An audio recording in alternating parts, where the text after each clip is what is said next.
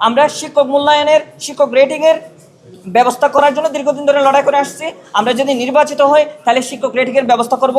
ঢাকা বিশ্ববিদ্যালয়ের শিক্ষকরা যদি ক্লাসে না আসেন তাকে আমরা কোনো ধরনের জবাবদিহিতার আওতায় আনতে পারি না। শিক্ষকরা যদি ক্লাসে পড়াশোনা না করে আসেন, শুধু স্লাইড নিয়ে যদি তারা ক্লাস করান, তাহলে তাদের কোনো জবাবদিহিতার ব্যবস্থা নাই। তো সেই জায়গা থেকে আমরা শিক্ষক মূল্যায়নের শিক্ষক রেটিং এর ব্যবস্থা করার জন্য দীর্ঘদিন ধরে লড়াই করে আসছি। আমরা যদি নির্বাচিত হই তাহলে শিক্ষক রেটিংয়ের ব্যবস্থা করব।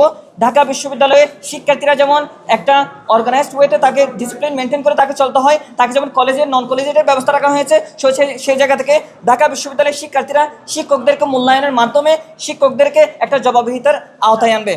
ঢাকা বিশ্ববিদ্যালয়ের ডাকসু নির্বাচন দীর্ঘ লড়াইয়ের মাধ্যমে এসেছিল।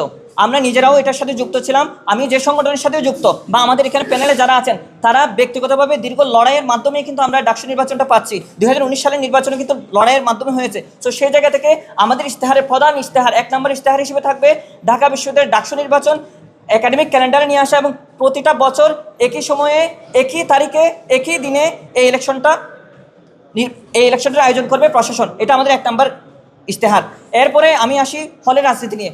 হলে রাজনীতি থাকবে, হলে রাজনীতির সমস্যা না। হলে সবচেয়ে বড় সমস্যা কি?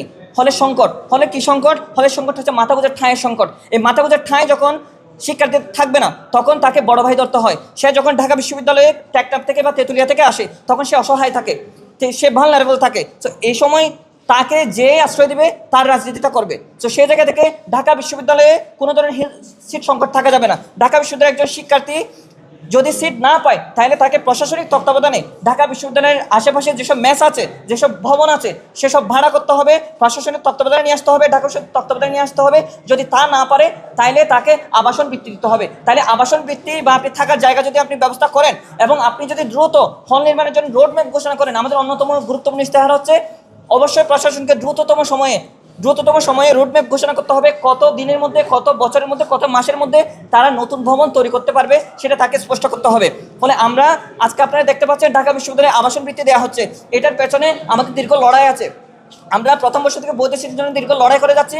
5ই আগস্টের পরে আপনারা দেখাচ্ছেন হয়তো নারীরা যে আন্দোলন করেছে সেটা আমরাই সংগঠিত করেছি। এই নারীদের আন্দোলনে আমরা সংগঠিত করেছি এবং আমরা প্রশাসনকে বাধ্য করেছি ঢাকা বিশ্ববিদ্যালয়ের শিক্ষার্থীদেরকে যাদেরকে এখনো সিট দিতে পারতেছে না তাদেরকে আবাসন বৃত্তি দিতে।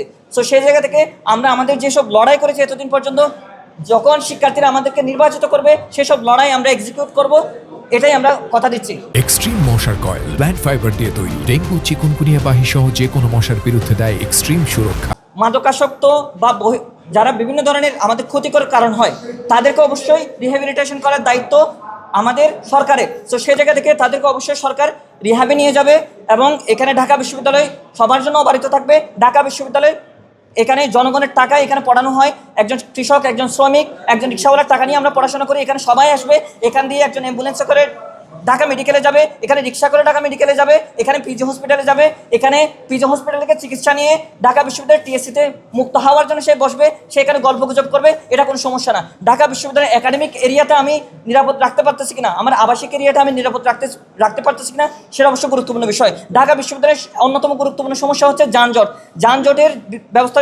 আপনি যদি এটা সমাধান করতে পারেন, আপনি যদি এখানে সাইকেলের জন্য আলাদা লেন করতে পারেন, আপনি ইমার্জেন্সি লেন রাখতে পারেন, তাহলে কিন্তু এই সমস্যা হতো না। ঢাকা বিশ্ববিদ্যালয় আমি যদি ইয়াতে যাই, আমি যদি কোনো মিলিটারি এরিয়াতে যাই, আমি যদি ক্যান্টনমেন্টে যাই, আমরা দেখতে পাই ওখানে কীভাবে লেন ভাগ করে রাখা হয়েছে। ঢাকা বিশ্ববিদ্যালয় পুরো বাংলাদেশের নিদর্শন হবে। ঢাকা বিশ্ববিদ্যালয়ে এমন ট্রান্সপোর্টেশন সিস্টেম থাকবে যে ট্রান্সপোর্টেশন সিস্টেম থেকে সারা বাংলাদেশ নিদর্শন স্বরূপ এখান থেকে শিক্ষা নেবে। তো সেই জায়গা থেকে আমরা ঢাকা বিশ্ববিদ্যালয়ে আপনারা যা বলতেছেন, আমরা ঢাকা বিশ্ববিদ্যালয়ের প্রধান স্টেক হোল্ডার হচ্ছে শিক্ষার্থীরা। ঢাকা বিশ্ববিদ্যালয়ে 40,000 শিক্ষার্থী আছে, এখানে কর্মচারী আছে, এখানে শিক্ষক আছে।